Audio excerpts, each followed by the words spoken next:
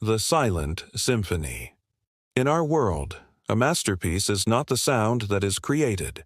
It is the silence that is returned. The greatest concert is not the one that earns applause, but the one after which nothing remains, not even in memory. This is the story of Maestro Vinh, the greatest conductor and the final performance of his life. The theater was full. The magnificent hall was submerged in a strange silence. This silence was not one of anticipation, but of a satisfaction already fulfilled. The performance had just ended. And then a sound arose.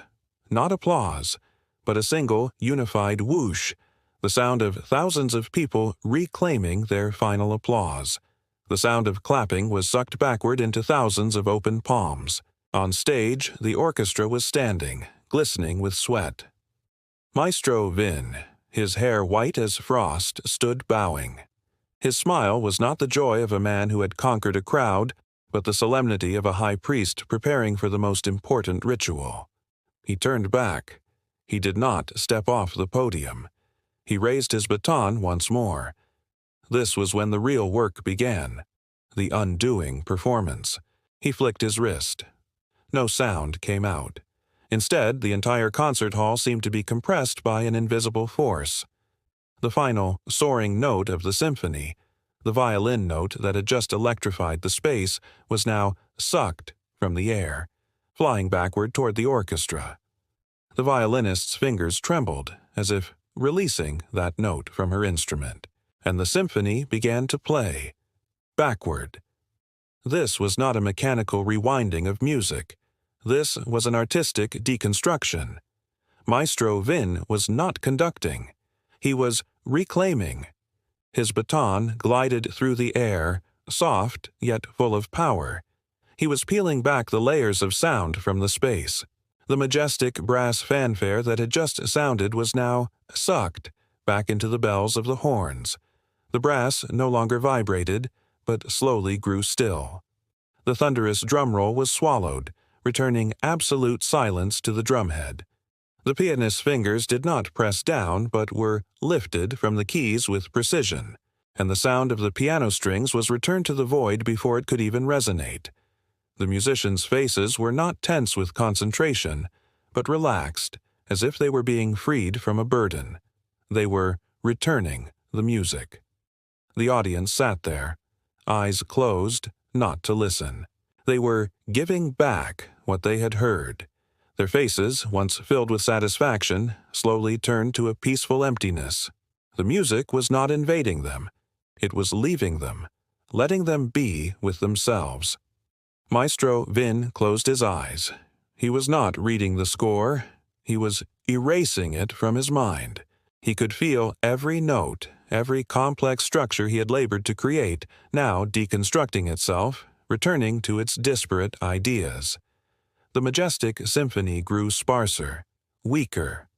The complex movements disintegrated, leaving only solitary themes.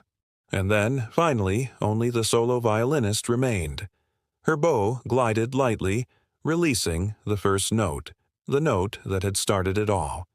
That single note hung in the air for a second, and then vanished. Maestro Vinh's baton stopped, frozen in midair. The theater was silent. This silence was more absolute than the silence before the concert began. It was the silence of a work that had been perfectly undone. The orchestra left. The audience left. Only Maestro Vinh remained, alone on the stage.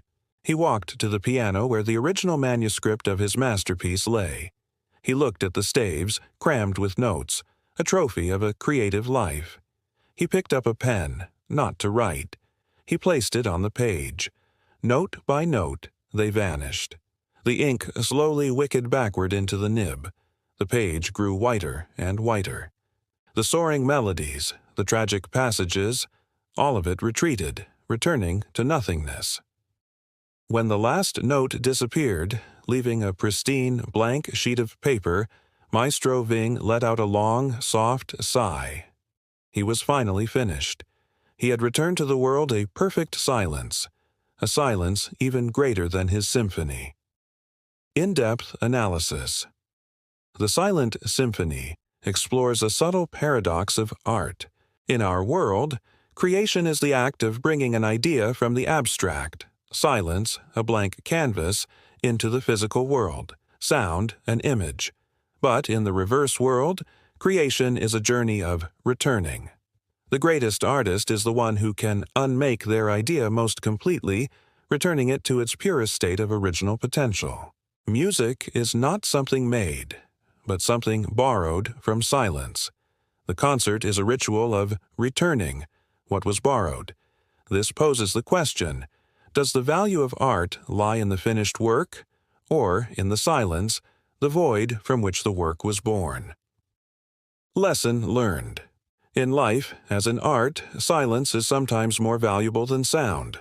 We often try to fill every moment with activity, with noise, with our presence. But this story reminds us of the power of emptiness, of stillness. The value of an idea lies not only in its execution, but also in its beauty as pure potential. Sometimes the most creative act is knowing when to stop and to return peace to the mind.